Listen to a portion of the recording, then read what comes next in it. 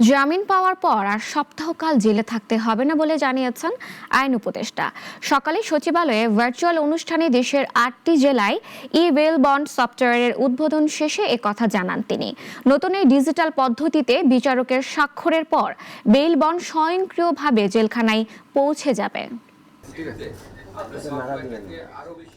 বিচার ব্যবস্থা আধুনিকায়ন ও বিচার প্রার্থী জনগণের দুর্ভোগ লাঘবের লক্ষ্যে প্রচলিত বেইল বন্ড দাখিল পদ্ধতির পরিবর্তে ডিজিটাল মাধ্যমে বেইল বন্ড প্রবর্তনের উদ্যোগ গ্রহণ করে অন্তর্বর্তী সরকার।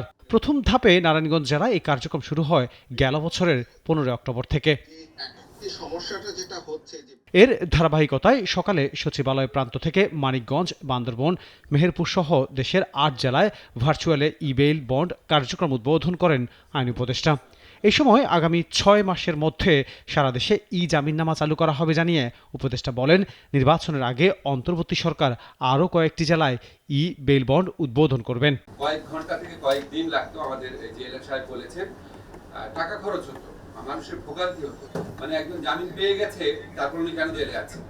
এটা তো অপরাধমূলক ভাবে একটা কনফাইনমেন্ট হয়ে যেত। সেটা থেকে মুক্ত করার চিন্তা থেকে আমরা নারায়ণগঞ্জে চালু করেছিলাম। এটা অত্যন্ত সফল হয়েছে, জনপ্রিয় হয়েছে।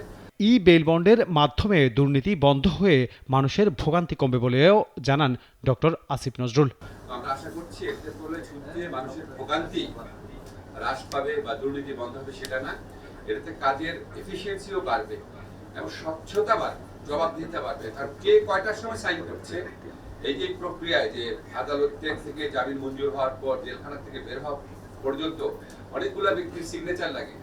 কে ঠিক কখন সিগনেচার করছে সেটাও সুস্পষ্টভাবে বোঝা যাবে। জমিজমা সংক্রান্ত মানুষের ভোগান্তি কমাতে ডিজিটাল রেজিস্ট্রেশন চালু করার প্রকল্প শুরু হয়েছে বলেও জানান আইন উপদেষ্টা।